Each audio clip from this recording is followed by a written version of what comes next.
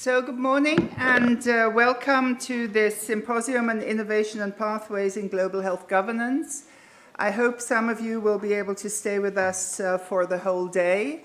You will have seen from the program that we have a morning that is maybe slightly more academic and an afternoon that is maybe slightly more political. And at the end of the day, we will have a book launch, The AIDS Epidemic Searching for a Global Response, because AIDS was one of the three areas that we had looked at in our research project. I'm very happy to welcome David Held here, our partner in the research project. Our research project was a 2-year project financed by SNIS here in Switzerland with the title How to Break Gridlock in Global Health Governance. And hopefully we'll be able to give an answer or two on that in the course of today's discussion. I'd like to say thank you straight away to all other people who worked on this project with us. At present, Dario Piselli, where is he? In front here, and Michaela Told, and two people who worked hard, particularly in the first phase of the project, Kylie McNally and Srikant Conreddy. So now we're at the end of this research project, and we thought it would be a really good idea to have a symposium to hear from a number of distinguished experts in the areas that we looked at. Of course, we had interviewed over 40 people who were active or are active in global health. But we'd like to have a stimulating discussion, also opening up the floor to you to pose problems, questions, and to highlight maybe some of your experiences and issues that are important to you. David will outline to you what we mean by gridlock, but particularly how to overcome gridlock. He calls it pathways out of gridlock. And we found in our research project that despite all the criticism we hear all the time about global health and global health governance not functioning and all those many things that you probably spend your day with as well, that in the areas that we did study, global health emerged as one of the most dynamic and innovative areas of global governance. And we'd like to explore today also what are the multiple ways in which this happened, and then also see whether, if at this point in time, where so much else is changing in the context, and again, David will come back to that, you will know all the discussions about the power shifts, about the liberal world order actually not functioning anymore, that whether in this new political context, global health governance is really ready to work in an interconnected world and to produce global public goods. So in the research project, we looked particularly at 3 areas. We studied HIV/AIDS, Ebola, and AMR. There were a number of reasons for this selection that we'll come back to when we have the panel on these 3 areas. Obviously, if you talk about governance, you have to look at HIV/AIDS. You know this saying, AIDS changed everything, and much of the governance that followed later was heavily influenced by the governance changes that were introduced through HIV/AIDS. In terms of Ebola, again, an area which has actually been with us from the very start of international/global health since at least 1851, when the first sanitary conference came together. But to trace here actually to what extent the changes in the context and in the organizations led to, first of all, the Ebola crises, but also then to the suggestions that came afterwards for governance reform. And then finally AMR, a problem that has been with us for a long time, but did not, again for a long time, get the attention it deserves, and is now much more in the public eye. All three of those are, of course, wicked problems. All three of those pose particular governance issues. And it's been interesting to see how, and this is one of the things we wanted to look at, how also the global governance system has been in a process of learning. That we saw that around HIV/AIDS, as you well know, many new organizations were created when the suggestion was put forward around after the Ebola crises that there should be a separate organization for health emergencies. There was much more restraint, much more issue about rather making sure that the governance within WHO and by WHO was improved. And we can see a similar debate emerging again around NCDs, non-communicable diseases. Should there be new separate agencies or funds in particular? The financing issue, of course, always comes to the fore. So we, in our work, saw a clear need to expand Gridlock. And the ideas around that. We were also, of course, influenced not only by our research work on health, but also David, as he'll describe to us, in the other areas that he studied, was also working on how do we break out of gridlock, what are the pathways that can lead us beyond, that lead us to new governance mechanisms, to new types of political leadership, and to a better way to provide global public goods.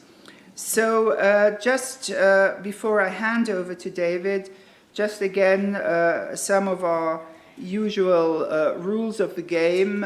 We always give you a program, one of things, but we also always give you a little booklet with the biographies of the speakers, so you can study all the distinguished things that they have done in their lives. And we don't use up time here from the podium, etc., to describe all that and to highlight the many things that they have done. I would like to say, though, that David, as you can read here, is the Master of University College Durham and Professor of Politics and International Relations at Durham University, one of the major contributors to the study of governance and globalization. If you are a student, you'll probably have read some of his work.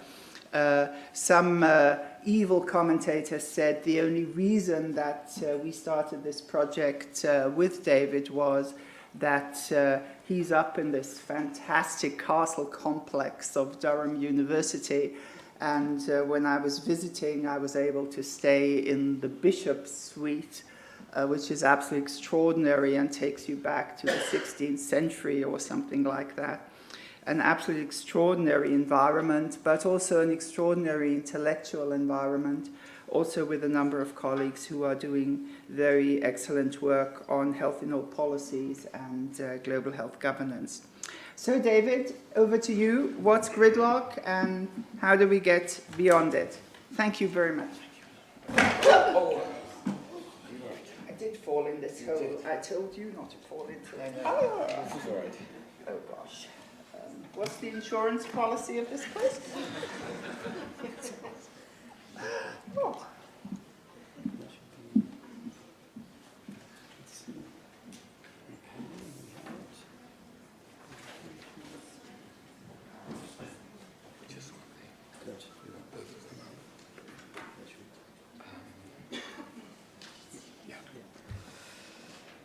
Well, good morning and welcome to you all. I've already said this to Ilona, but I will say it briefly again now. When my alarm went off at 4 o'clock this morning in North London, as it was, I was about to complain to myself as to why I was catching the first plane out of London to come here this morning, when I thought and reflected on Ilona's extraordinary life and her regular her regular arrival at airports just as early as I was, and never complaining.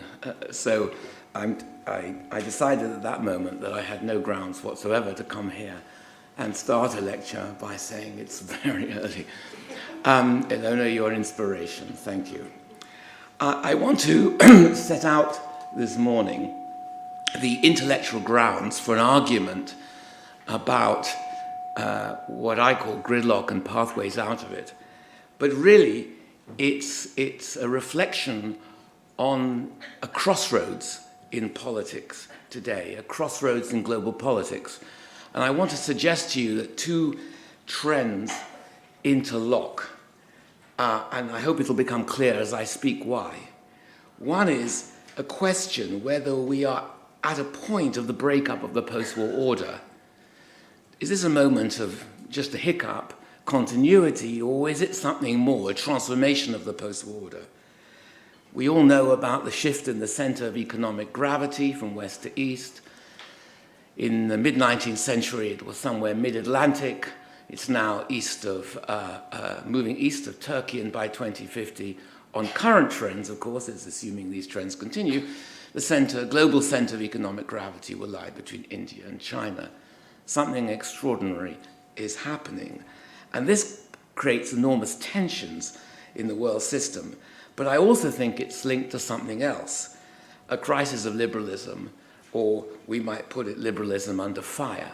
And we see this everywhere, from Trump's America, through Brexit, through the rise of the right in France and Germany, through to Central and Eastern Europe, Turkey, Modi's version of Hindi nationalism, and so on, right across the world.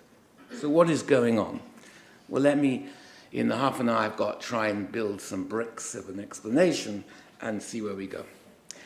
One of the central concepts for me, as is obvious from the title of these books, which I wrote with two former students.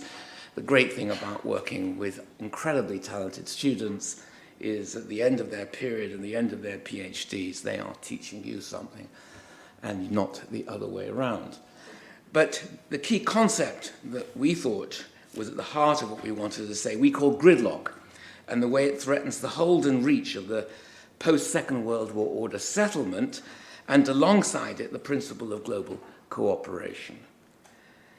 The post-war institutions, very briefly, and you see this founding moment, that is the UN and the Bretton Woods institutions, among others, were put in place deliberately and by design, an initiate to create a peaceful and prosperous world over. You read the world speeches, the speeches of political leaders at the foundation of the UN, they are very clear that in 1945, the world is at a turning point. Go on as we are, or as we were then, or create the foundations for global peace and prosperity. And I think they established conditions under which slowly but surely a multitude of actors could benefit from forming stable political relations, developing corporations, explosive investment abroad, creating global production chains, and engaging in a plethora of social and economic processes we associate now with the word globalization. This is not to say that the post-war institutions were the only cause of a dynamic form of globalization experienced over the last few decades.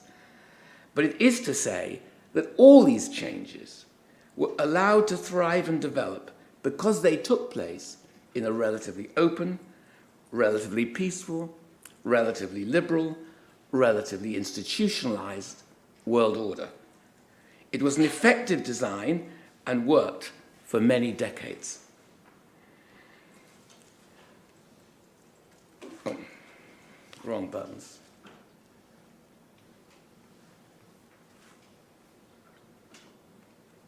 Maybe I'm not pointing it in the right direction, Dario. Maybe I should have to...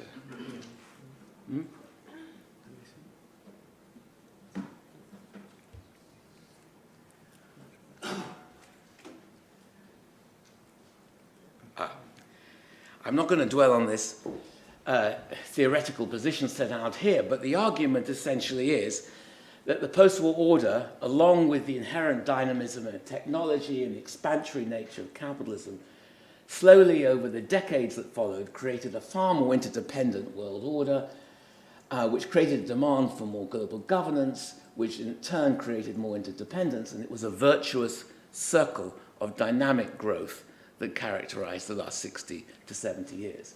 Of course, there were crises, there were hiccups, this was spread unevenly across the world, but the general prosperity that was generated in the post-war years is clear, if uneven.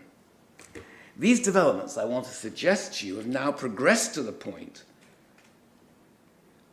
where our ability to engage in further global cooperation is at least challenged. Why is this? And I want to suggest there are 4 pathways to gridlock: emerging multipolarity, the fact that problems are getting much harder, a backdrop of institutional inertia, and fragmentation of institutions. And I'm going to rattle through these because I don't want to dwell on them. Each of these pathways, I want to suggest, embodies a particular mix of causal mechanisms, but not all 4 apply to all sectors. Some are more prominent in some sectors than in others, and we found that in global health, the issues raised by multipolarity and fragmentation are particularly pertinent. First, emerging multipolarity. Reaching agreement in international negotiations is made more complicated by the rise of new powers like China and Brazil and India, because a more diverse array of interests have to be hammered into an agreement for any global deal to be made. On the one hand, multipolarity, the emergence of more significant economic and political poles in the world, is a positive sign of development. On the other hand, multipolarity brings with it more voices and more interests to the table that are hard to weave often into coherent outcomes. We see this in the breakup of the Doha trade negotiations. We saw these trends come to a head in the Copenhagen climate negotiations and in many other domains of international negotiations. Underneath it all is not just the growth in the number of states that exist in the post-war order, but the number of states that matter and on particular issues, their voices count if agreement and collaboration and cooperation is to be initiated.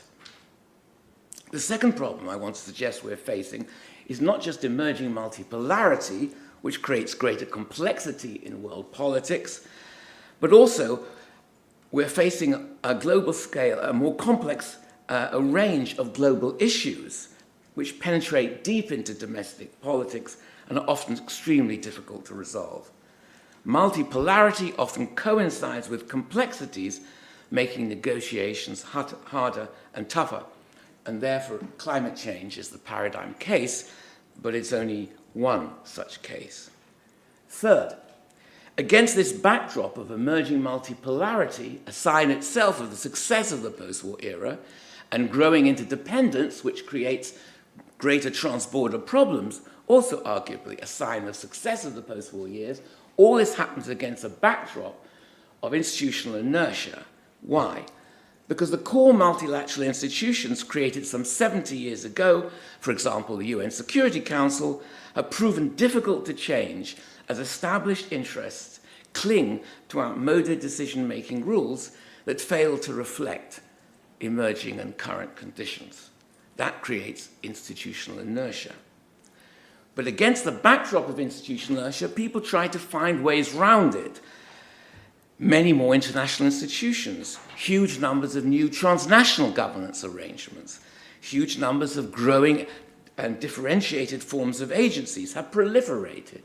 That's fragmentation, with overlapping and sometimes contradictory mandates, creating a confusing mosaic of authority. We saw that, for example, in the Great Tsunami. Politicians around the world spoke at airports, and behind them transportation planes were taking off to deliver aid to the affected areas. We now know that some 80% of that aid missed its target.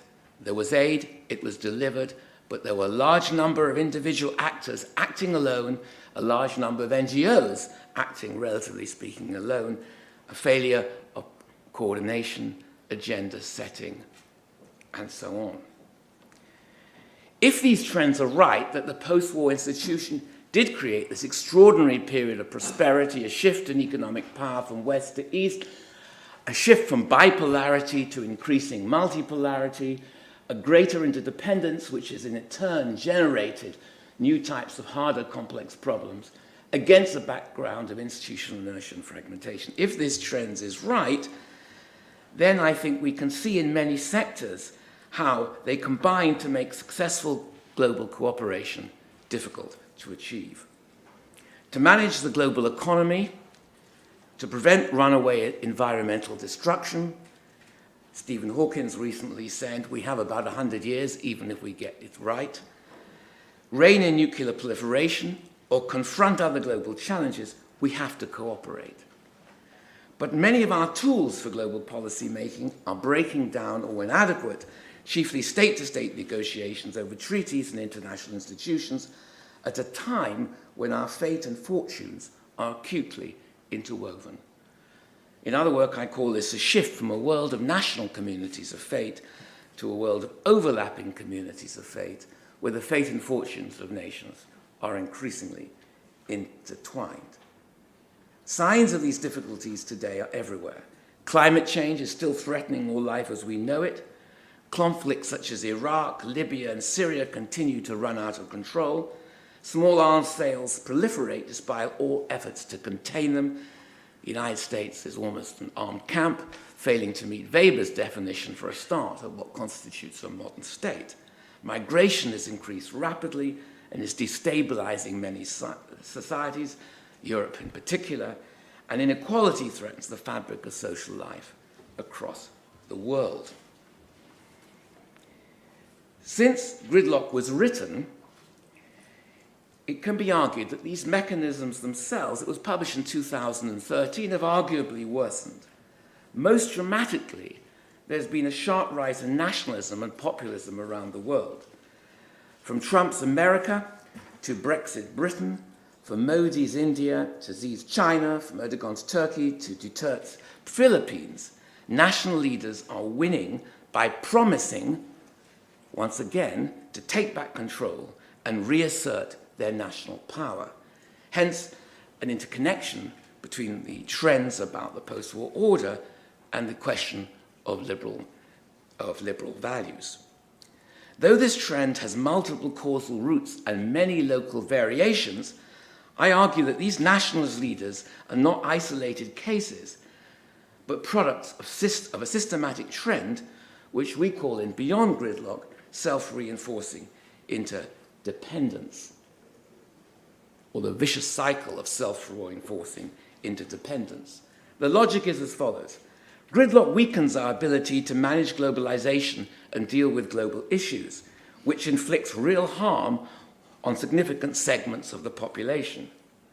Think of the failure of global financial regulation to stem the 2008-9 financial crisis, or the failure to address adequately the current refugee crisis, for example. Exposed to the hard edge of globalization, populations naturally react against it, seeking to reassert national control. This creates the political conditions under which nationalist populist leaders can succeed. But instead of calibrating nuanced and effective solutions, these leaders tend to reject global cooperation and openness, America first, Britain first, and all the other firsts, and thereby exacerbate the very problems that brought them into power in the first place. This rejectionist ideology deepens gridlock and begins the cycle anew, hence the vicious circle.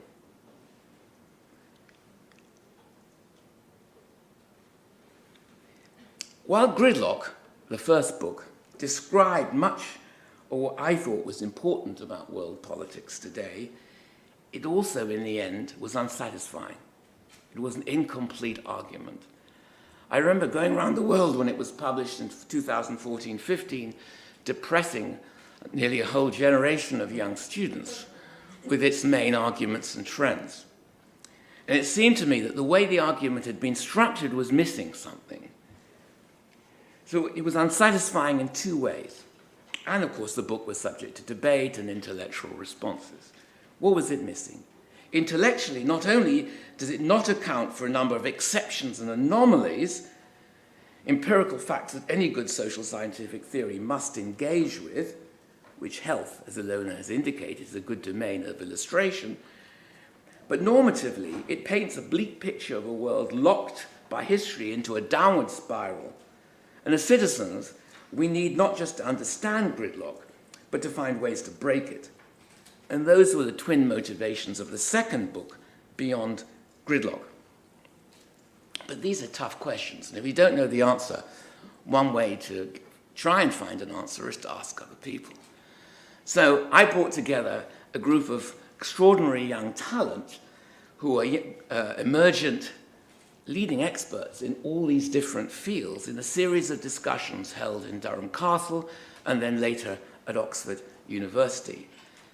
And we began to systematically compare the extent to which gridlock and exceptions to it are phenomena which we can find across these many different areas of world politics. And what we tried to do then is create the foundations for a comparative theory of change at the global level. And I think this book lays the foundations for it. We found two things. First, that gridlock is indeed pervasive and persistent. But second, despite gridlock, global governance is more resilient and adaptive and amenable to agency than the stream of grim headlines would suggest. Gridlock might be widespread and structural, but is not omnipresent and determinative. Looking at how gridlock does and does not apply across issue areas revealed to us in these very intensive discussions, as I say, involving experts from monetary cooperation to cybersecurity, investment, health, migration, human rights, climate, and so on, led us to a view that there are, in fact, seven in fact, distinct pathways of change in the global system. And if we understand them and what works why in which sector, we're better equipped to develop change and to be more effective in our understanding of change, and therefore policymakers more effective in the delivery of change. Now, I won't have time to go over, I can see it. This should say agency, not autonomy. I don't know why it says autonomy, but there you go. I don't have time to go through these 7 different pathways, but I want to try and create an intuition for them now before I wrap up in 10, 12 minutes' time. Just give you a second to read that. These pathways of change describe constellations of conditions and causal mechanisms we found that apply across these different 12 domains.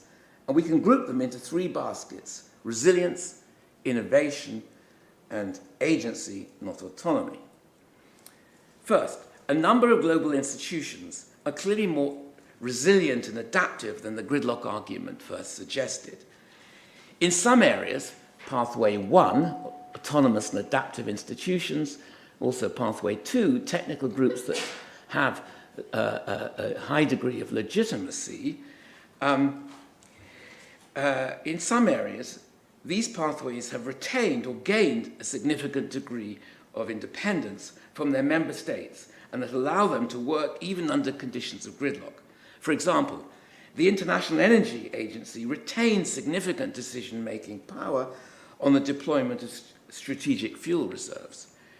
Other institutions have tools at their disposal that can adapt to change, for example, like the World Trade Organization's dispute settlement mechanism, despite the fact that the World Trade rounds have come unstuck 20 years ago.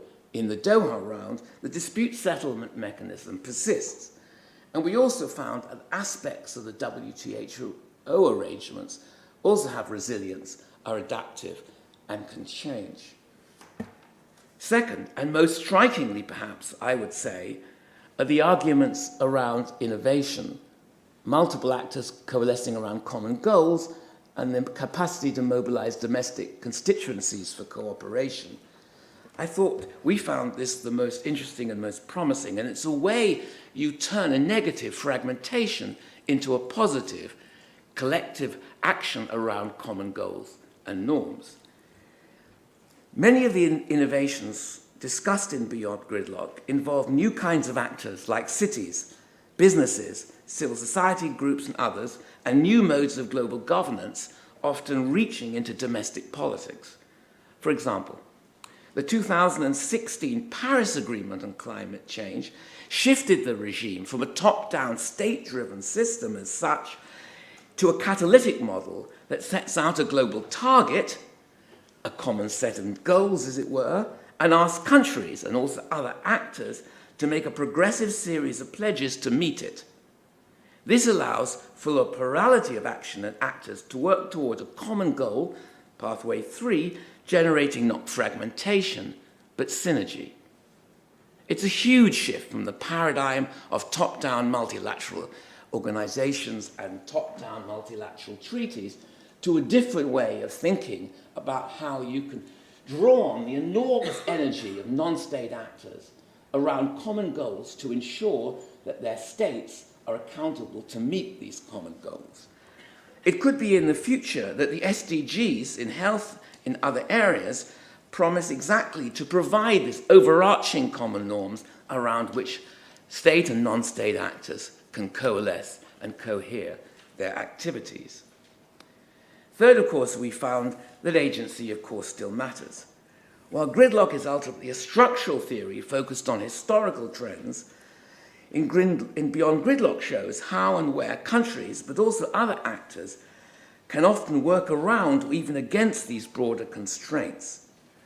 Obviously, the actions of great powers can be decisive, and under some conditions, gridlock can shift their preferences towards global problem solving.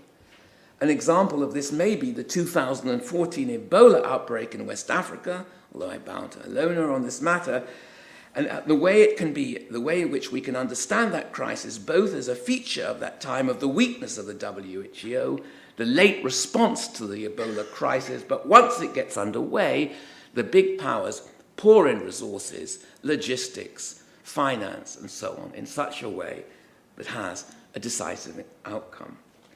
Non-state actors can also show agency of this kind. During the 1990s, for example, non-state actors' coalitions with reformist states, that pathway 6, were able to bring real changes to global governance, such as the global treaty banning landmines or the creation of the International Criminal Court. These are rather features of the 1990s than the present time, I have to say. More recent movements like Occupy or the Arab Spring, fueled by the digital revolution, have not yet made this strategy work, although it's potentially a powerful lever. And when it does work, it's not just here, under these strategies, non-state actors pushing a particular political agenda, but it's when non-state actors form coalitions with particular countries and progressive states. That becomes the way in which change then becomes levered. Because non-state actors have the energy to put issues on the agenda, but you need still, of course, government, states, and organizations to turn those agendas into institutionalized action. And when that doesn't happen, this pathway does not generally succeed. Finally, in several areas, gridlock has produced not just status, but of course, pathway 7, leadership. After 20 years of deadlock, political entrepreneurs in the climate realm were able to articulate a new vision of the regime, as I mentioned, and make the world buy into it. Inspired philanthropy from the Gates Foundation and other non-state actors has helped to reverse the tide of some of the world's most deadly diseases. In sum, while gridlock is a barrier to progress, it is not an insurmountable one. And we see this, as we will show in the discussions that follow, that how health is a very resilient area. None of the pathways through and beyond gridlock should be seen as silver bullets. Searching for facile solutions to macro-historical trends is quixotic. What Beyond Gridlock and its many authors shows instead is that an analytic and comparative account of the key levers and processes through which change can be built yields results. This creates the qualified optimism that while we cannot break gridlock overnight, there's important work to be done in many different sectors using and deploying different sorts of pathways. In global health, I would say, is probably the clearest example, and perhaps climate change too, and the approaches to climate change today, how specific government sectors have been able to adapt and find pathways through gridlock. Global health governance as a regime complex, and also when viewed from the perspective of specific institutions, has shown unique capabilities of bypassing, circumventing, or otherwise working through some of these structural challenges. And it's through the rest of the day that we will come on to discuss these. So, Ilona, 30 minutes. Thank you very much.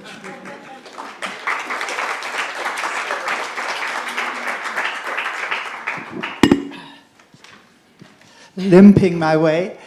Since you're so unbelievably punctual, David, I thought I would give the opportunity to the audience to maybe ask a question or two. Does anybody want to take the floor? Yes, all right. Always good if someone starts. Thank you. We all have a lot of illusion about how good an audience speaks English, so I am not sure I followed everything you said, although it was very articulate and clear. Still, I think there is a deeper problem in today's world or societal situation. We have no more vision of a future.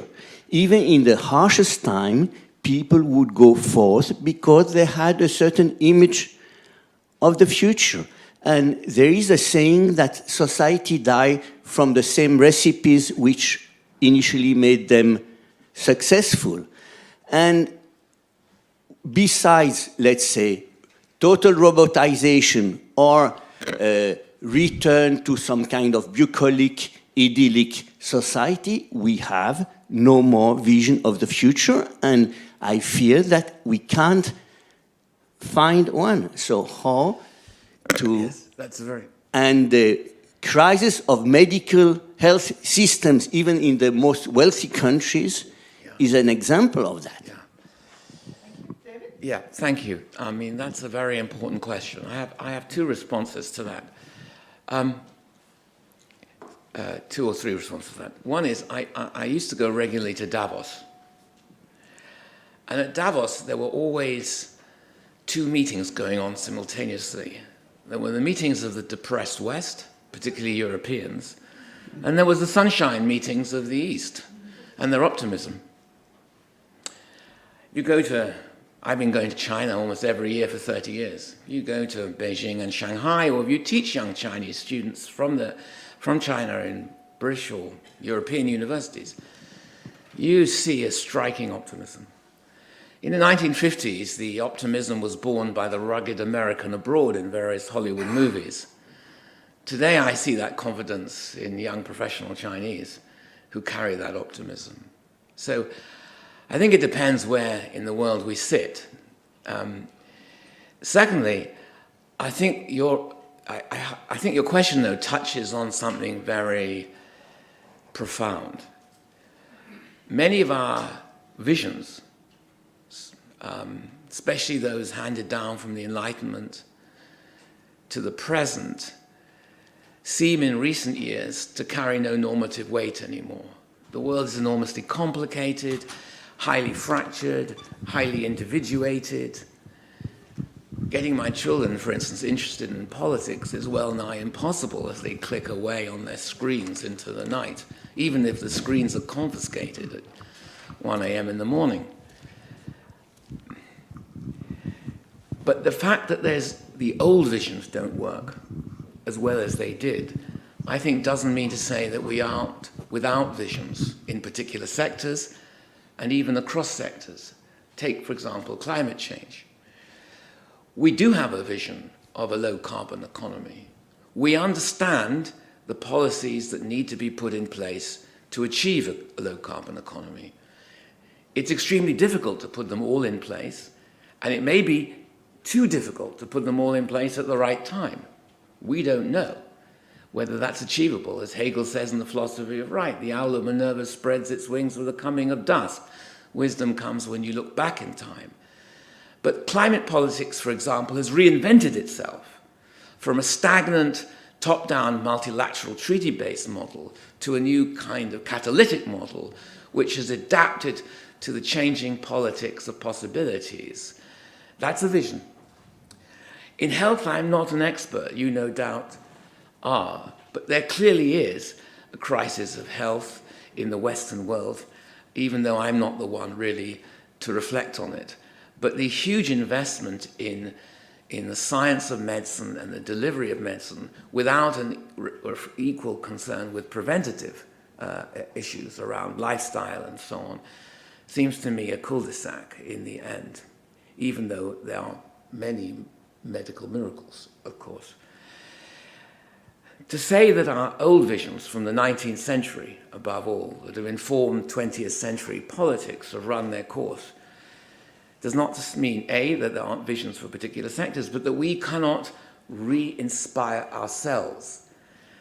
And my contribution is just one contribution among many, a contribution to a dialogue. Actually, I gave, very unlikely for me as a sort of secularist, a sermon in Durham Castle Chapel last Thursday called God After the Holocaust. And by what I meant by that at the end of the sermon was that we can create a vision, a moral vision of the core of humanity after the world's great calamities of the 20th century. But we have to do it on a new and different basis. The third volume of this series I'm writing now is called How to Change the Future. And it addresses the issue you raised head on. There are two narratives of the 21st century, and I'll stop after this. One is an apocalyptic one. No vision, no way forward, climate change running out of control, the Gridlock story.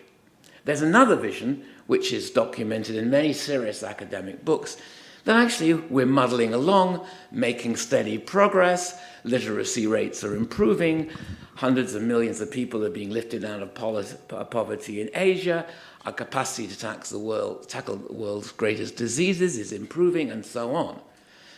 So How to Change the Future says, we don't know which of these narratives will bite hardest in the 21st century, but what do we need to know in order to ensure that we stay on the second path and avoid the first path? And I think we can have a vision about that. It's a vision of particular normative principles combined with extremely practical ways of moving forward. And although I don't have the time to set out that vision now, it's accessible to us. And I think for all the reasons that are challenging at this time, we do know what works in many areas. We know what the obstacles are in many areas, and we can make progress, and people do make progress, and we need to hang on to that. Thank you, David, and thank you for highlighting something we'll come back to in the afternoon, because the issue is really where you stand and in what way you are going to interpret the future from there, and that in a period of power shift and new models of society that are coming from elsewhere is something that we have to think about, and then think about how can we respond, what are our answers. I have one more here, and then we'll move to our panel. Yes, Claire, please. Thank you very much indeed. That was a really enjoyable analysis. My question is really about dissolving gridlock. And I ask it from the perspective of this city of international Geneva, the multilateral city of international Geneva, where we are perhaps a little obsessed with the big strategies that have seen us through the last 15, 16 years and will do going forward. And of course, I mean the MDGs and now the SDGs.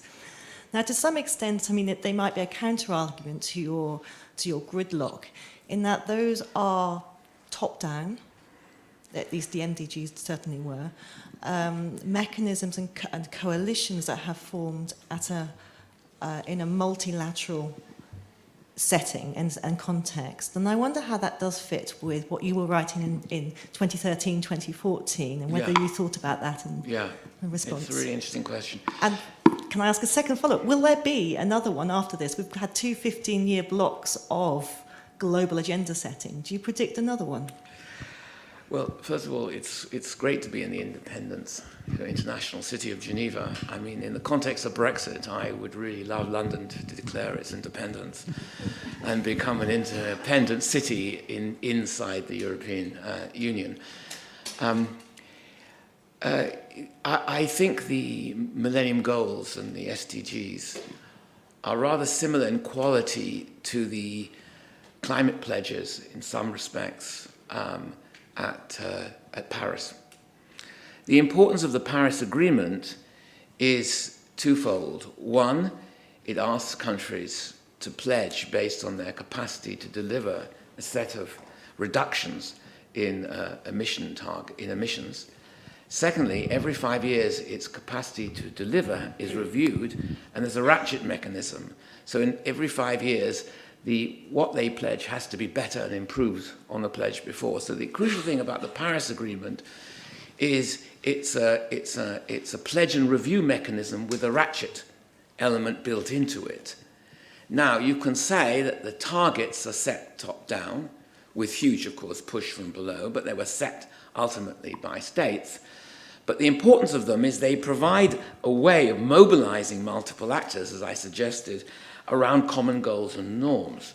A, to make those targets stick, and B, to force their governments and states to be more ambitious the next time round. You could say there's something similar about that in the move from the MDGs to the SDGs. They're more ambitious, more comprehensive. But the importance of them, I think, is they provide a kind of normative framework around which diverse actors who would otherwise be highly fragmented in efforts can coalesce. That seems to me the difference between fragmentation and a pathway through gridlock. That is to say, fragmentation is a sort of chaos of efforts without agenda setting and prioritization, but common goals which coalesce actors, or around which multiple actors can coalesce, gives us a capacity to move, to make progress and to create change in significant directions. And that's the potential of the SDGs. How far, of course, that potential is reached is not we don't have the capacity to say now. As for future rounds, well, I quoted Hegel. Hegel is my view of the philosophy of history. Wisdom comes when you look back in time, although it's as best to be armed with the benefits of social sciences going forward if you can, even though that doesn't allow you to make good predictions. The social sciences have shown themselves hopeless at predictions. I was teaching at the LSE in 2008 when Lehman Brothers crashed. There were 37 professors of economics, not one available for comment. And that tells us something about our capacity to understand uncertainty. The great and extraordinary things about human agents is they're self-interpretive, knowledgeable, reflective creatures. They learn from what is published about them and they adapt their behavior and change. That makes them very different to natural objects that are not self-interpreting and do not have that capacity to morph in a learning sense, although they can morph in different sorts of ways. So I don't know about that. But I do think that creating a comparative framework of change at the global level begins to give us the conceptual and empirical analyses to make a productive change happen across these different pathways. The key finding is that one size doesn't fit all. One set of solutions isn't good for every area, and you need to understand that complexity. Thank you. Thank you. You had a short comment or question? May I ask you a difficult question? MDO, man-dominated organizations, business and politics is at the moment man-dominated. Surely if you want to inspire change, you have to also promote women equality and women equal numbers at the highest levels. Yeah. If you read The Economist, you find that 80% of board members are now men, even in this strange environment. I'm going to make one controversial statement and then I'm going to rapidly qualify it. A woman in power is not necessarily a more noble and informed person than a man in power. Think of Margaret Thatcher or other female politicians that have presided over very tough political, economic agendas. Having said that, that is to say, I resist a kind of essentialist reading of the genders. Having said that, I think one of the most extraordinary visions of, to come back to the first question, of the last 30 years was put in place somewhat by the parents, by those who were active in the 60s and 70s, who became parents, who inspired the ambitions and expectations, not just of young boys and young girls. And what happened? Something most extraordinary.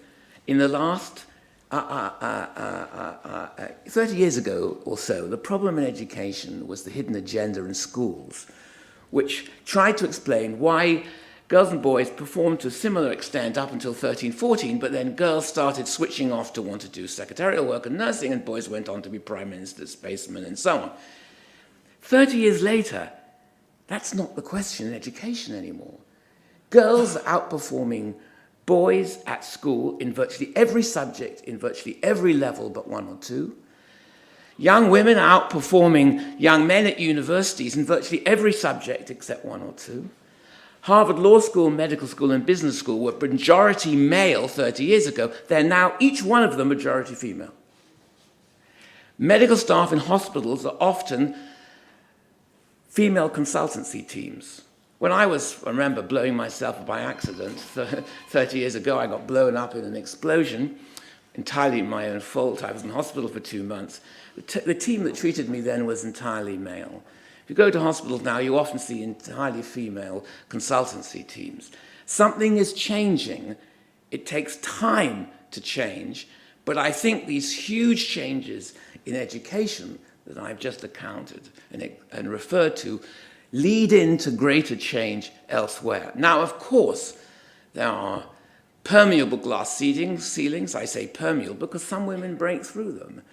And there is a great deal of work to be done, particularly around childcare, who does childcare and how it's institutionalized, because we all know from sociological studies that once men and women could be in equal positions in the labor market by the time they're 25, 30, 31 years old, but once women start having children, if there are no childcare arrangements, or they fall back on a classical sexual division of labor, women fall back in the labor market that provides serious obstacles going future. So there's a huge amount of work to be done around social policy, around gender, around socialization. It's still a huge amount of work to be done. But the progress that has been made, we should not neglect. And that comes back to the last remark of my talk, which was we can just focus on the negative. But if we do that, we miss some of these extraordinary changes. And we should be inspired to build on them, which we need to do, without being overwhelmingly depressed. Thank you. Thank you very much. Thank you, David.